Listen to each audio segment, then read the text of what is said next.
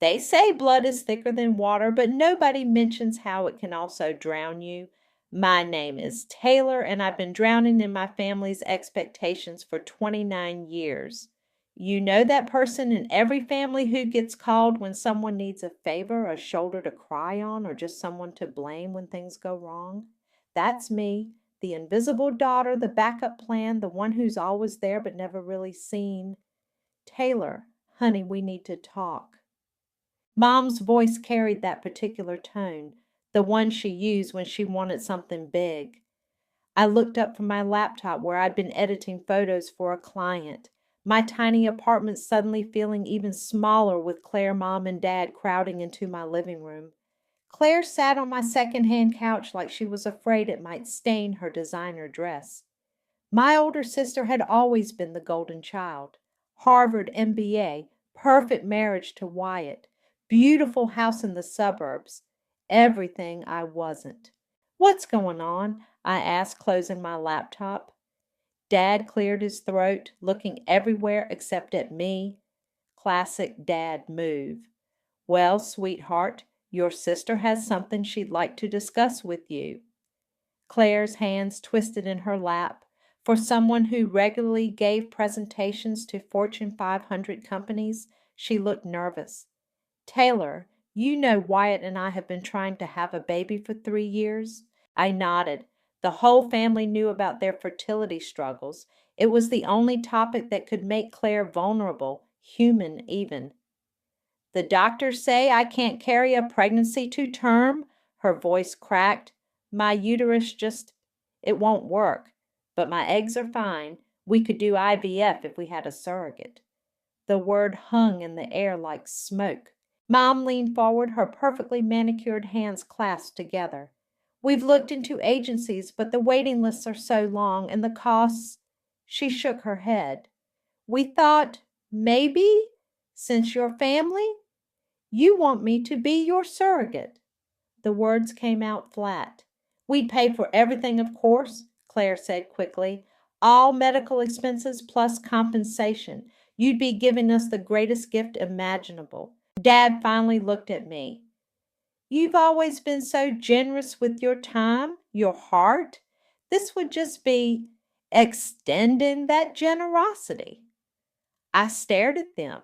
3 people who barely called unless they needed something, sitting in my cramped apartment, asking me to grow their baby.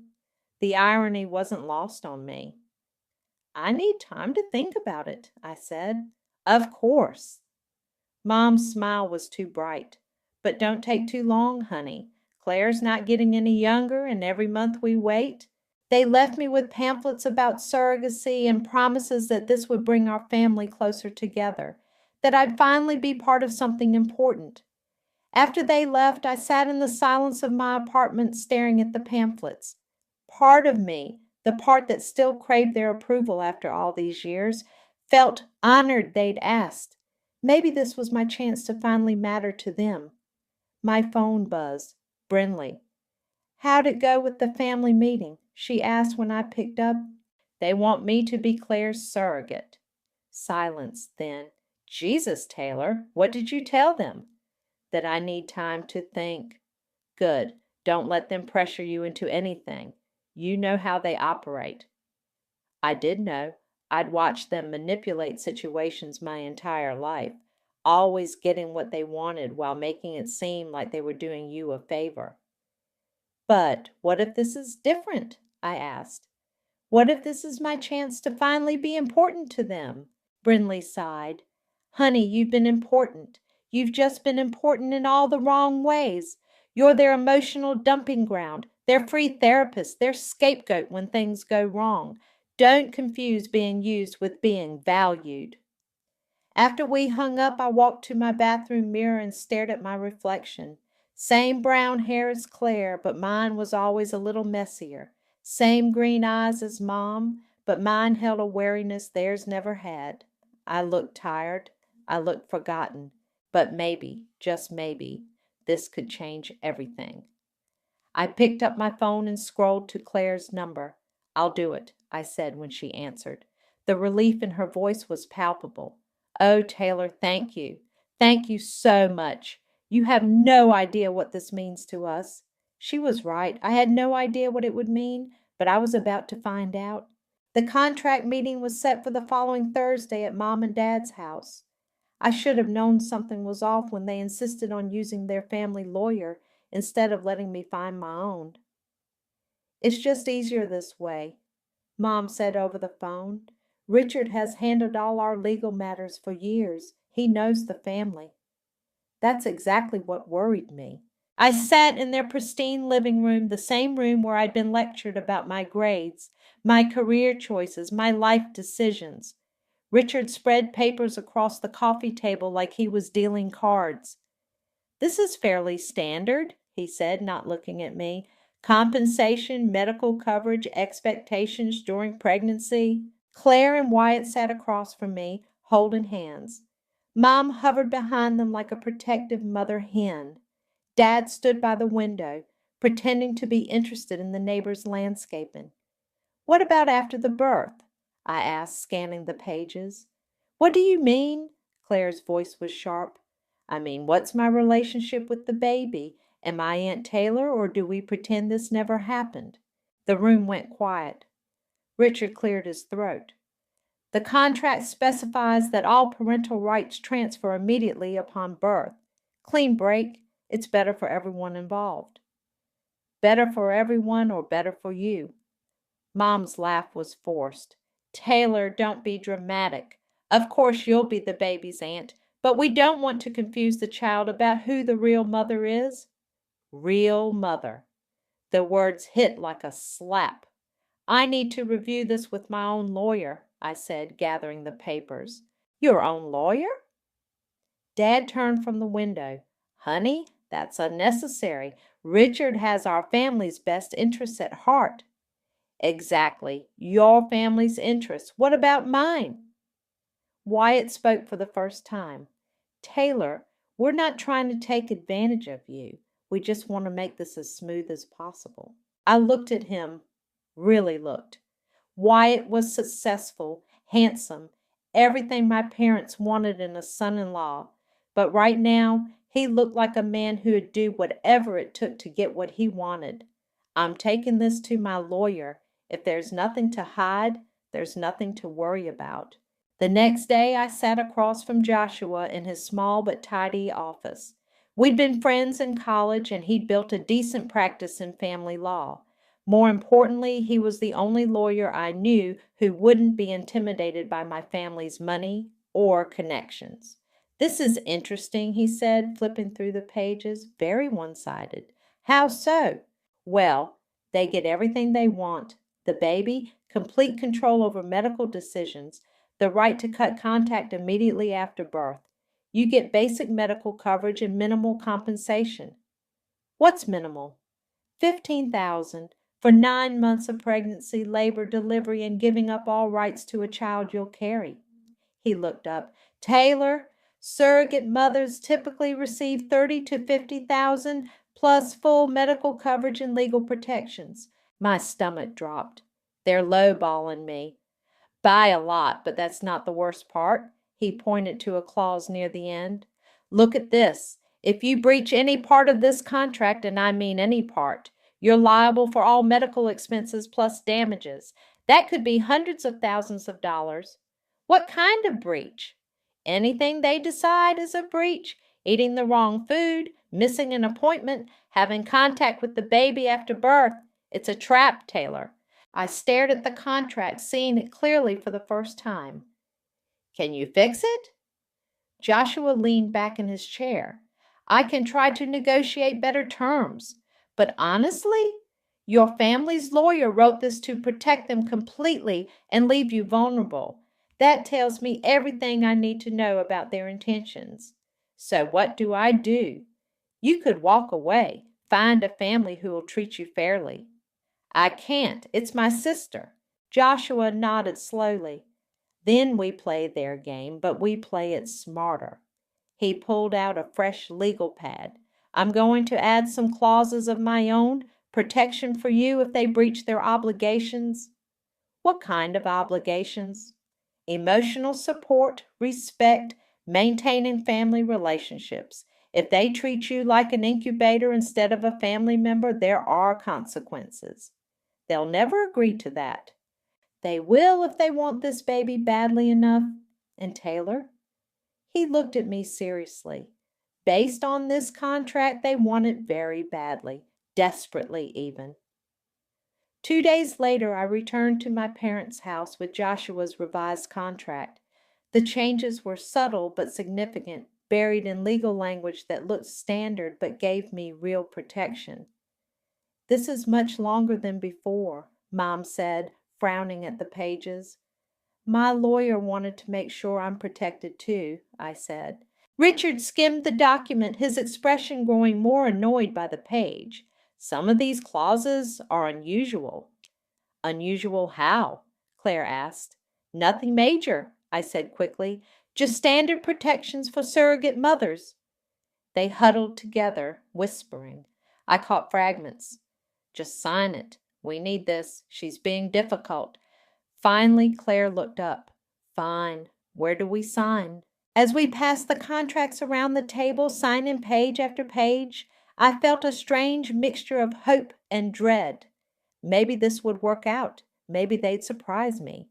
But as I watched them rush through the signatures, barely reading what they were agreeing to, a cold certainty settled in my chest. They saw me exactly as Joshua's contract described, as an incubator with legs. The question was, what would they do when they realized I'd seen them coming? The first trimester was hell, but not for the reasons I expected. You're glowing, Mom gushed during one of her scheduled check-ins. Scheduled, like I was a doctor's appointment. I was hunched over my toilet, having just thrown up my breakfast. Again. Yeah, I feel fantastic. The morning sickness will pass, honey. Claire's so excited about the ultrasound next week. Claire's excited. Not we're excited or the family's excited. Claire. The ultrasound appointment was at the fancy clinic across town. I sat in the waiting room scrolling through my phone while Claire and Wyatt whispered excitedly beside me. Mom had come too, of course. She'd barely missed an appointment. Taylor Adams? The technician called. We all stood up. The technician looked confused. Just the patient, please. Oh, but we're the parents, Claire said quickly. This is our baby. The technician's smile was polite but firm. I understand, but I need to examine the patient first. You can join us in a few minutes. In the small, dark room, the technician spread gel on my belly.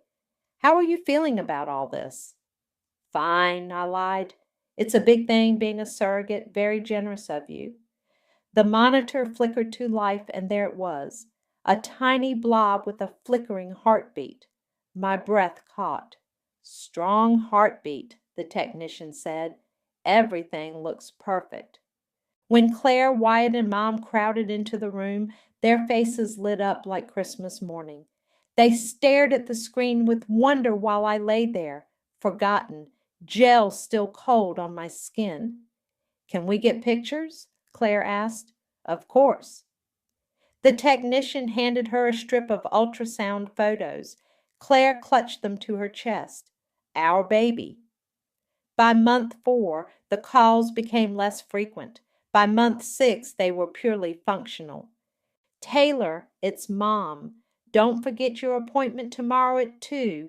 Claire wants you to ask about the baby's position. Taylor, Claire here. The doctor said you missed your vitamin call yesterday. You need to be more responsible. Taylor, it's Wyatt. We've set up the nursery. You don't need to see it. We just wanted you to know everything's ready. I started going to appointments alone. The nurses knew me by name, asked how I was feeling, brought me juice when my blood sugar dropped. They treated me like a person, not a vessel. You're doing great, Dr. Martinez said during my 7-month checkup. Baby's healthy, you're healthy. Any concerns? The family's been distant. She paused, pen hovering over my chart. That happens sometimes with surrogacy arrangements. It can be emotionally complicated for everyone involved. They act like I'm not even here anymore.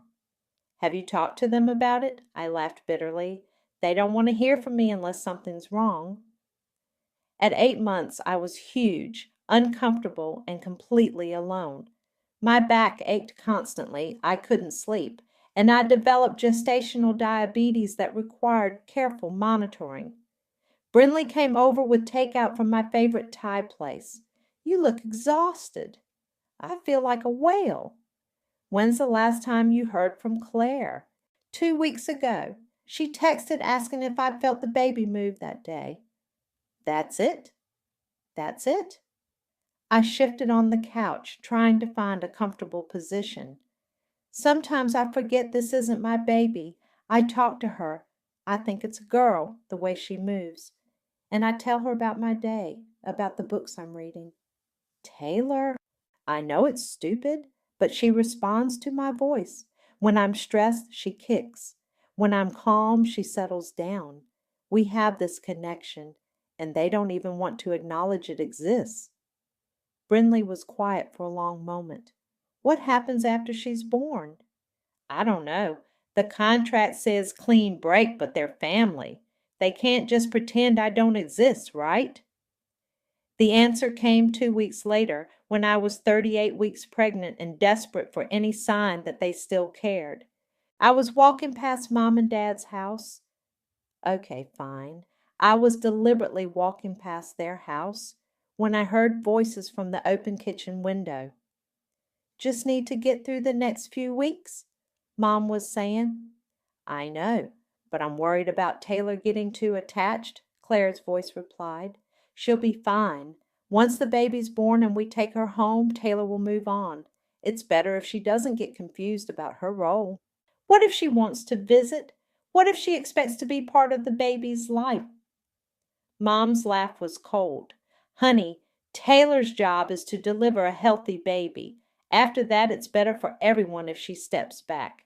The child doesn't need to be confused about who her real mother is. You're right. It's just, she's been so emotional lately. That's just hormones. Once this is over, everything will go back to normal.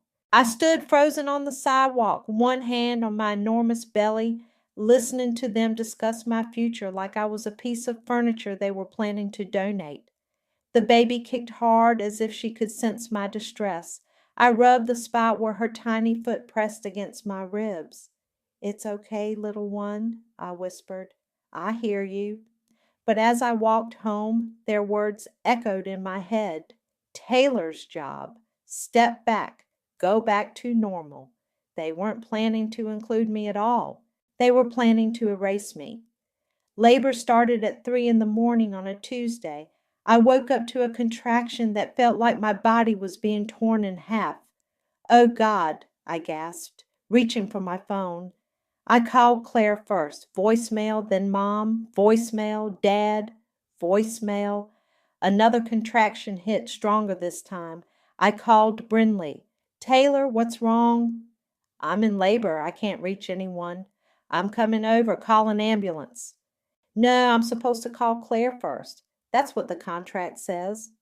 Screw the contract. You're in labor. By the time the ambulance arrived, I'd been trying to reach my family for 40 minutes. The contractions were coming every 3 minutes, and I was scared. Any family meeting us at the hospital? The paramedic asked as they loaded me into the ambulance. I hope so. But when we arrived at the hospital, I was alone. The nurses got me settled into a delivery room while I kept calling. Finally, at 6 a.m., Claire called back. Taylor, what's happening? I'm in labor. I've been trying to reach you for 3 hours. Oh my God, we're coming.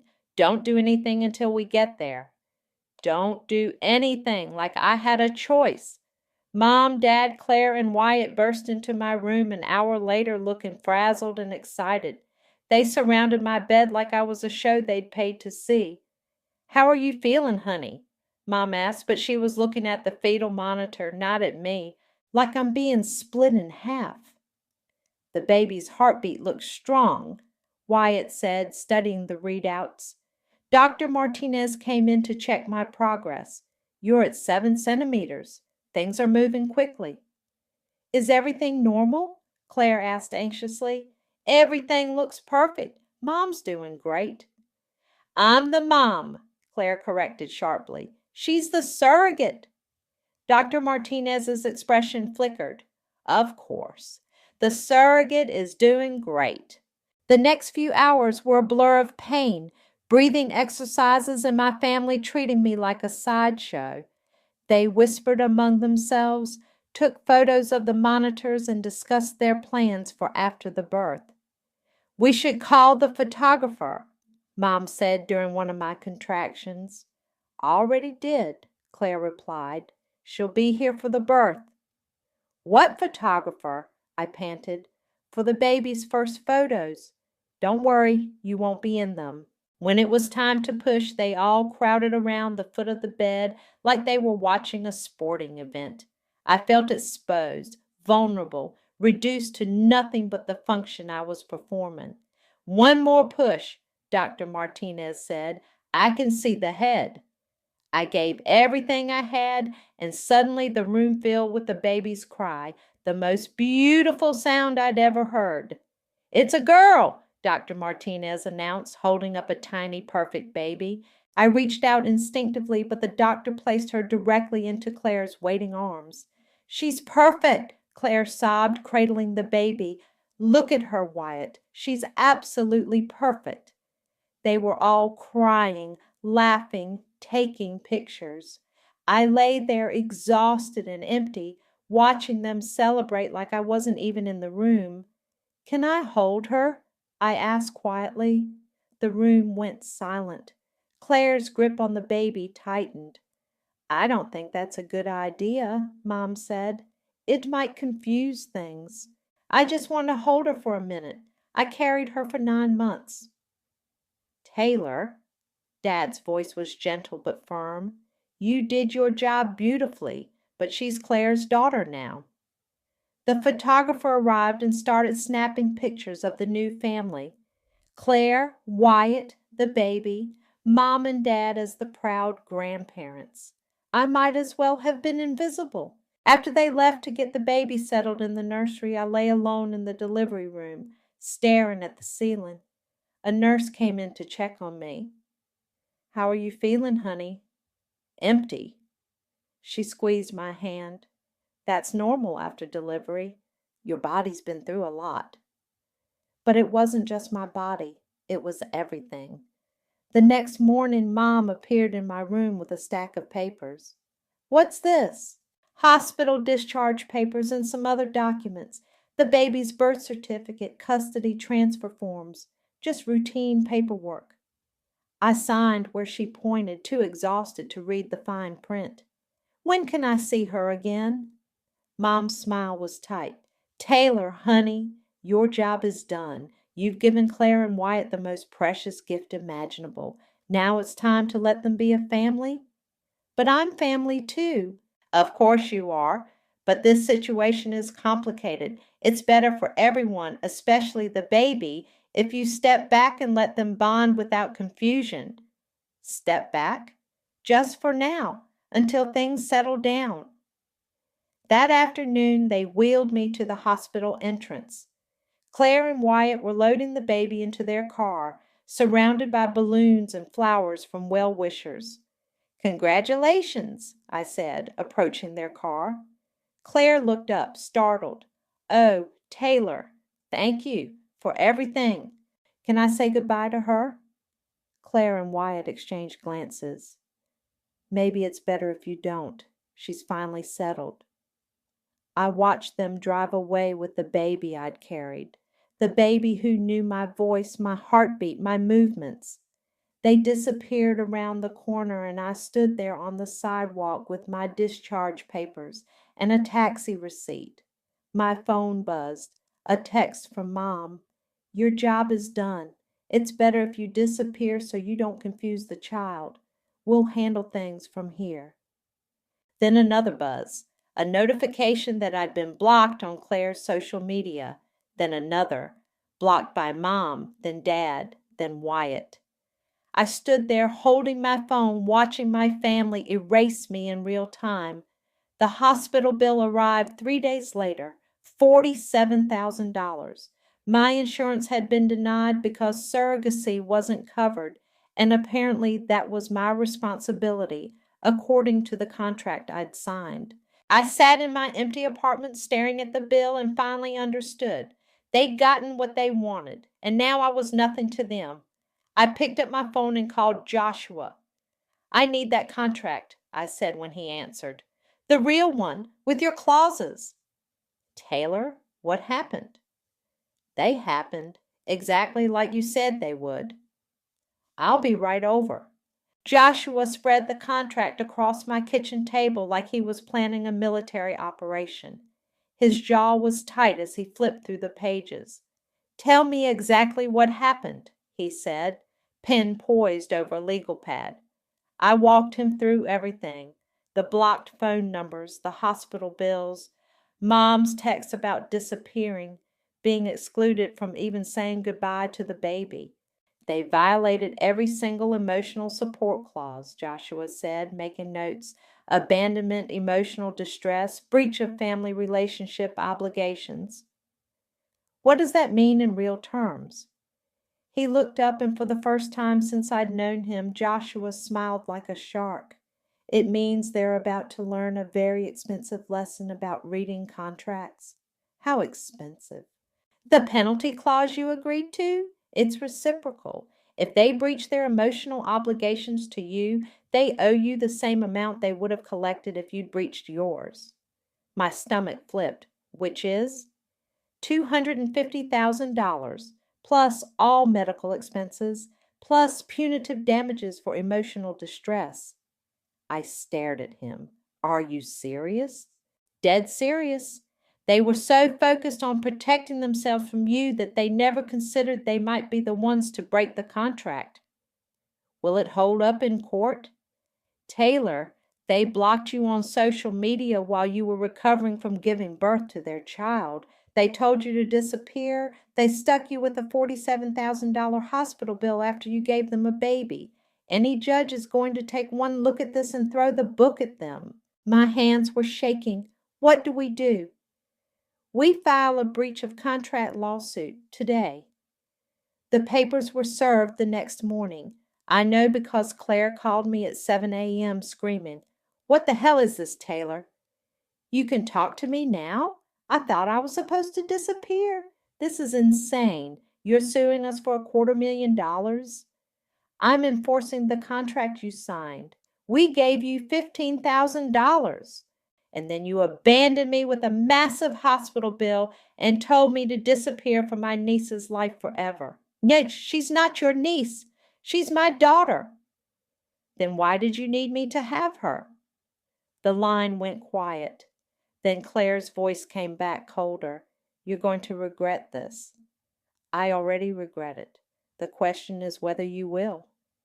She hung up. 5 minutes later, Dad called. "Taylor, sweetheart, let's talk about this reasonably." "I tried to talk reasonably. You blocked my number. We were just trying to give Claire and the baby space to bond." "By telling me to disappear? By sticking me with $50,000 in medical bills?"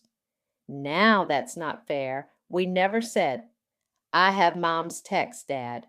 Your job is done. It's better if you disappear so you don't confuse the child." Word for word. Silence. Then maybe we could work something out, family to family. We tried family to family. Now we're doing lawyer to lawyer. The next call came from their attorney, Richard. Joshua took it on speaker. "This is harassment," Richard said without preamble. "Your client is trying to extort money from a family who's already paid her." "My client fulfilled her obligations under the contract," Joshua replied calmly. "Your clients did not. They abandoned her immediately after birth, refused contact, and left her with medical bills they contractually agreed to cover." The contract doesn't specify. Section 12, subsection 4, emotional support obligations. Section 15, subsection 2, maintenance of family relationships. Section 18, complete medical coverage. Would you like me to continue? This is ridiculous. No court will. Richard, I've been doing family law for 8 years. I've never seen a more clear-cut breach of contract. Your clients treated my client like an incubator, not a family member. They got their baby and threw her away like garbage. We'll fight this. Good. Discovery should be interesting. All those text messages, social media posts, witness statements about how they talked about Taylor during the pregnancy should make for compelling testimony. Richard hung up. Think they'll settle? I asked. They'll try to lowball you first, offer maybe $50,000 to make it go away. He was right. The offer came that afternoon, $40,000 to drop the lawsuit. Counteroffer, Joshua said into the phone. Full amount plus medical bills plus legal fees and a public apology. A what? Richard sputtered. Your clients publicly humiliated my client. Turnabout is fair play. That's not happening. Then we'll see you in court. Discovery starts Monday. After Joshua left, I sat in my apartment staring at the legal papers. Part of me felt sick. These were my parents, my sister. But another part of me, a part that had been growing stronger since the delivery room, felt something else. Satisfaction. My phone buzzed. A text from an unknown number. This is Wyatt. We need to talk. This is getting out of hand. I showed the text to Brinley when she came over with dinner. Are you going to respond? What would I say? How about, you should have thought about that before you threw me away like trash? I typed exactly that and hit send. My phone rang immediately. Taylor, please, Claire's falling apart. The stress isn't good for the baby. Funny how you care about stress now. We made mistakes, okay? But this lawsuit is going to destroy our family. Your family destroyed me first. What do you want? Really? Money?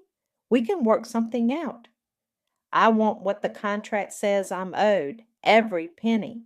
That's impossible. We don't have that kind of money. Then you shouldn't have signed a contract you couldn't honor. Taylor, please think about what you're doing. I looked around my tiny apartment at the hospital bills on my counter, at the photos of a baby I'd never hold again.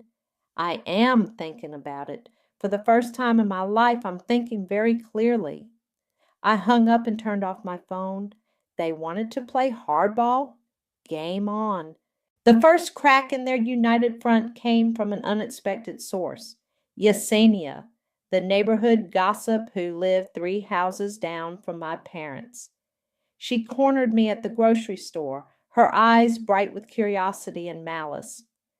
Taylor, honey, I heard about the lawsuit. Is it true you're suing your own family? Where did you hear that? Oh, word gets around, especially when the sheriff serves papers at the country club during Claire's baby shower. My stomach dropped. They had a baby shower? Last weekend, biggest one the club's ever seen. 200 guests, ice sculptures, that fancy caterer from downtown. Yesenia leaned closer. Of course, now everyone's talking about the lawsuit instead of the baby. What are people saying? Well, some think you're being vindictive, but others, she shrugged.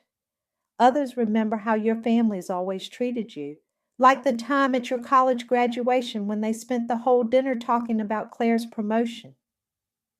I remembered. I'd graduated summa cum laude, and they'd barely acknowledged it. Anyway, Yesenia continued, your mother's been calling everyone, trying to do damage control, says you're having a breakdown, that the hormones made you unstable. She said that? Honey, she's telling anyone who'll listen that you're mentally unfit. That's why they had to cut contact for the baby's safety. The rage that hit me was white hot and pure. They weren't just fighting the lawsuit, they were destroying my reputation to win. That evening, Joshua called with an update. They're liquidating assets, he said. Moved money around, put the house in a trust. They're trying to make themselves judgment-proof. Can they do that? They can try, but we have forensic accountants who specialize in finding hidden assets. This just makes them look worse to a judge. Yesenia told me they're spreading rumors about my mental health. Joshua was quiet for a moment. That's a mistake on their part. We can add defamation to the lawsuit. But Taylor, you need to be prepared. This is going to get ugly. It got ugly fast. Mom showed up at my apartment the next morning looking haggard. Her usual perfect appearance was cracked, smudged makeup, wrinkled clothes, hands shaking as she lit a cigarette. You're destroying this family, she said without preamble. I'm enforcing a contract. You're being vindictive and cruel. That baby needs stability, not this chaos. That baby needed her aunt too, but you decided I was disposable. We never said that. I pulled out my phone and read her texts aloud. Your job is done. It's better if you disappear so you don't confuse the child. Mom's face crumpled. I was trying to protect everyone. The situation was complicated. It was only complicated because you made it complicated. We'll lose everything, Taylor. The house, Dad's business, Claire's marriage. Is that what you want? I want what you owe me. We don't have that kind of money. Then you shouldn't have signed the contract. She started crying then, ugly sobs that shook her whole body. Please, Taylor, I'm begging you. We're family. We were family when you needed something from me. Now that you don't, I'm nothing. That's not true. Prove it. When is the last time you called us just to see how I was doing? When is the last time you remembered my birthday without Facebook reminding you? When is the last time you treated me like I mattered? She couldn't answer. I carried your granddaughter for 9 months. I gave up my body, my health, my life for her. And the second she was born, you threw me away like garbage. So don't talk to me about family. She left without another word. The next attack came from Claire, who showed up at my work. I was editing photos for a wedding when she stormed into my tiny studio. You're insane, she said, her voice shaking with rage, completely insane. Hello to you too, Claire. Wyatt wants a divorce. Did you know that? He says he can't handle the stress, the scandal, the financial pressure. You're destroying my marriage. I'm not doing anything to your marriage. Your choices are doing that. My choices? I had a baby. I became a mother. That's what I chose. You chose to use me and throw me away. We paid you $15,000 for 9 months of pregnancy, labor, delivery, and a lifetime of being cut out of that child's life. Surrogate mothers usually get 30 to 50,000 plus full medical coverage, plus ongoing relationships with the family. Claire's face went white. You researched this? I researched everything. I know exactly how badly you screwed me over.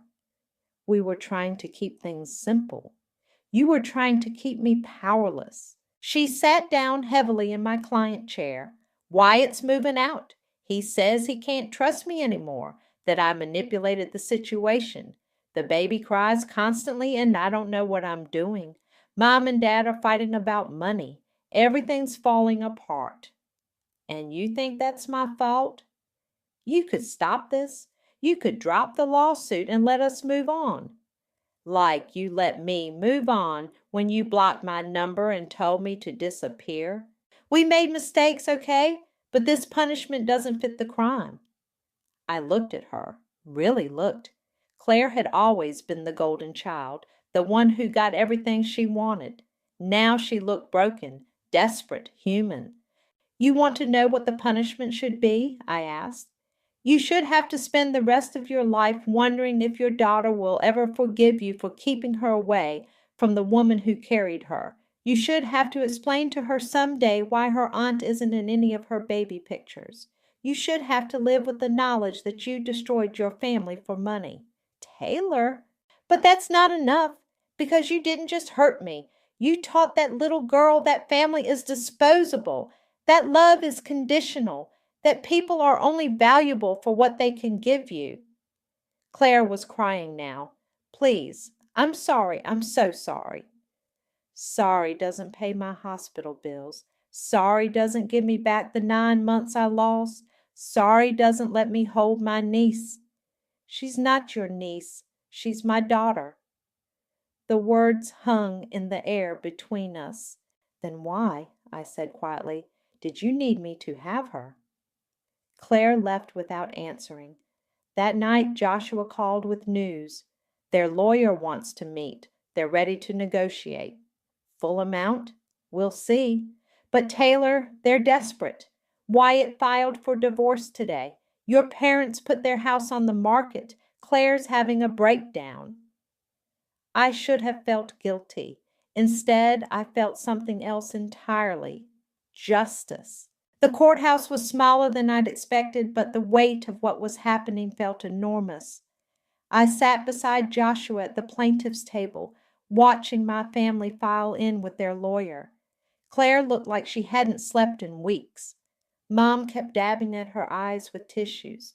Dad stared at his hands. Only Wyatt was missing. The divorce papers had been filed 3 days earlier. All rise for the Honorable Judge Patricia Williams. Judge Williams was a woman in her 60s with steel gray hair and sharp eyes that missed nothing. She settled into her chair and opened the file. This is a breach of contract case involving a surrogacy agreement. I've reviewed the preliminary motions and evidence. Mr. Sanderson, please present your case. Joshua stood. Your Honor, this case is about a family who used my client as an incubator and discarded her the moment they got what they wanted. Objection, Richard called out. Inflammatory language. Sustained. Stick to the facts, counselor. Joshua nodded. The facts are these. My client fulfilled every obligation under the surrogacy contract. She carried the baby to term, delivered a healthy child, and signed all custody documents. The defendants then immediately cut all contact, blocked her on social media, told her to disappear, and stuck her with $47,000 in medical bills they were contractually obligated to pay. He pulled out a stack of documents. Text messages, social media screenshots, hospital bills, witness statements. The defendants treated my client like a service provider, not a family member, in direct violation of the emotional support clauses they agreed to. Judge Williams looked at the defense table. Mr. Richardson, your response? Richard stood looking uncomfortable. Your Honor, my clients were new parents trying to bond with their child. They made some communication errors, but nothing that rises to the level of a $250,000 penalty. Communication errors? Joshua shot back.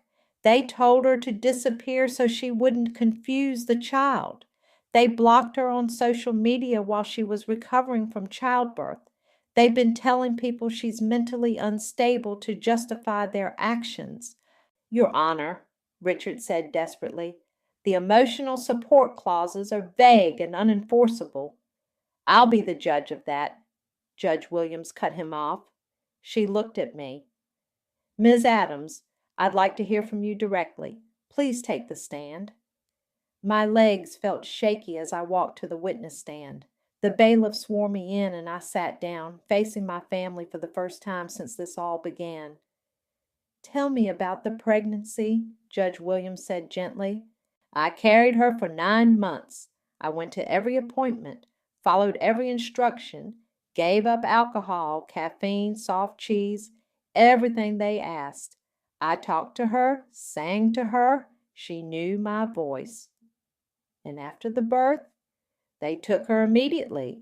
I asked to hold her, and they said it would confuse things. They left me alone in the hospital room while they celebrated with photographers in the nursery. What happened when you were discharged? My mother handed me papers to sign and told me my job was done, that it was better if I disappeared so I wouldn't confuse the child. Then they blocked me on everything and stuck me with the hospital bills. Judge Williams looked at the defense table. Is this accurate? Mom started to stand, but Richard pulled her back down. Your Honor, My clients were trying to establish boundaries. By telling the woman who carried their child to disappear, Judge Williams' voice was ice cold.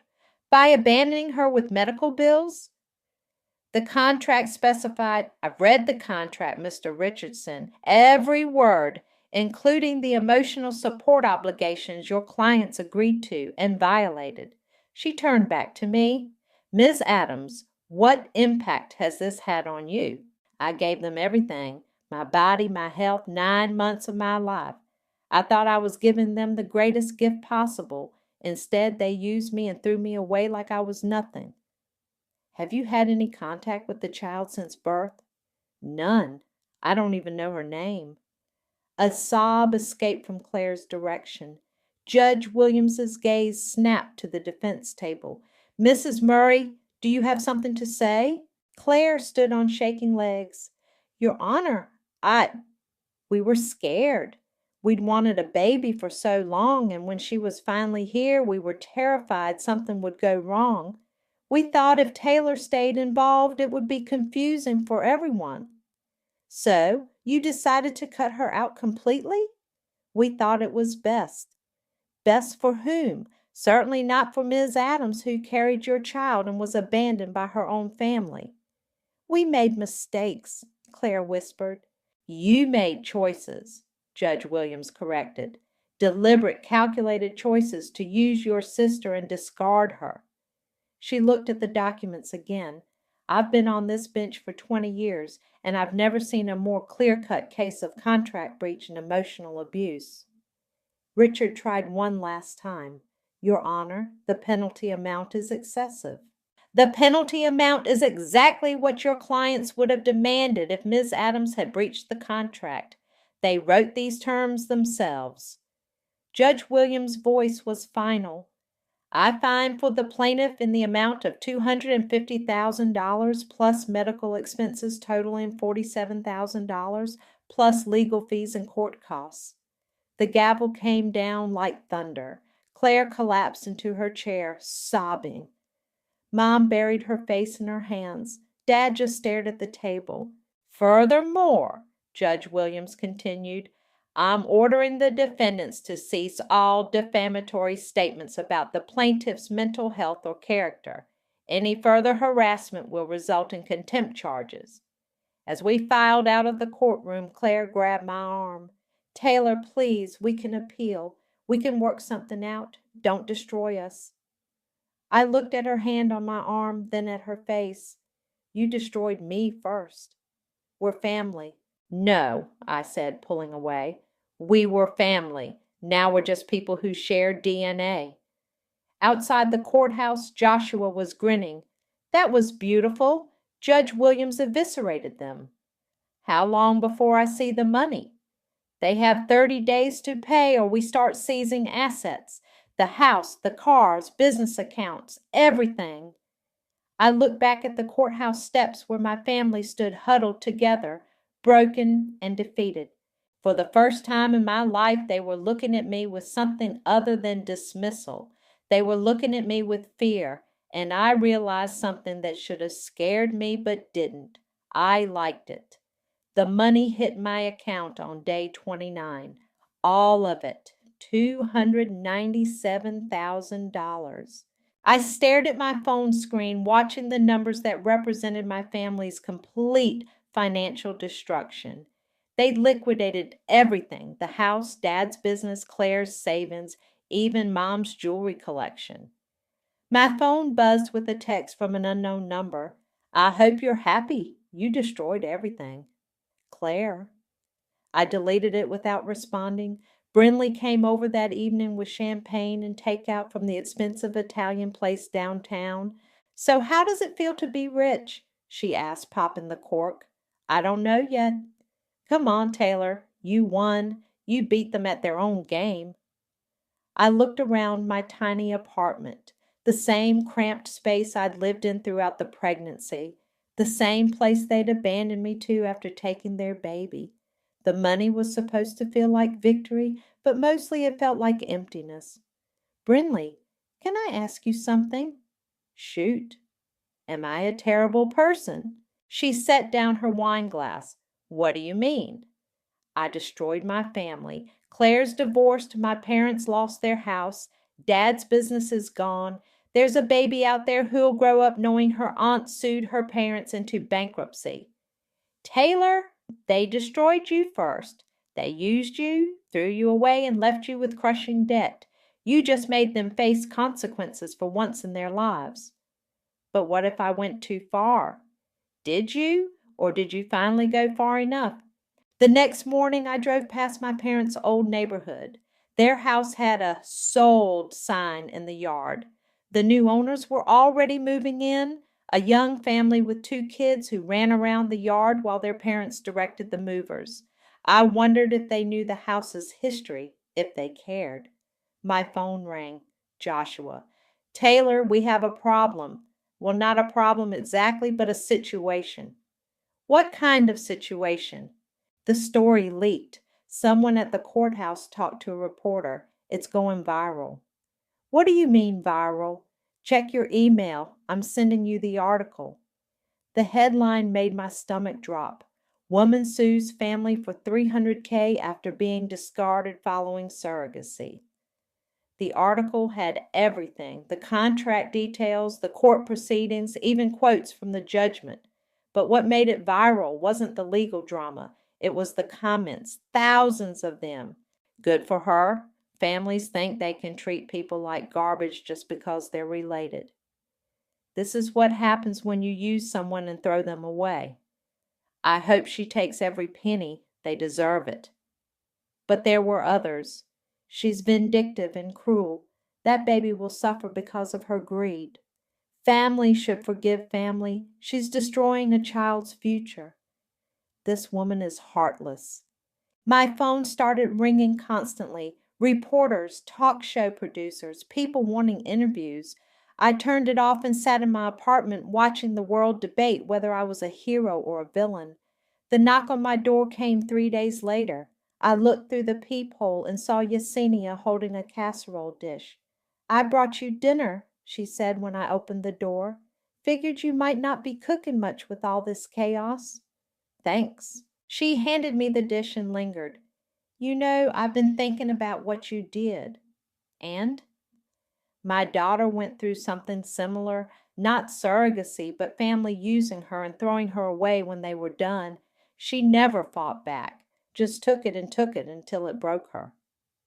I'm sorry. Don't be sorry. Be proud. You showed them there are consequences for treating people like garbage, even if they're family, especially if they're family. After she left, I sat with her casserole and thought about consequences. Mine, theirs, the baby's. That weekend, I drove to the hospital where I'd given birth.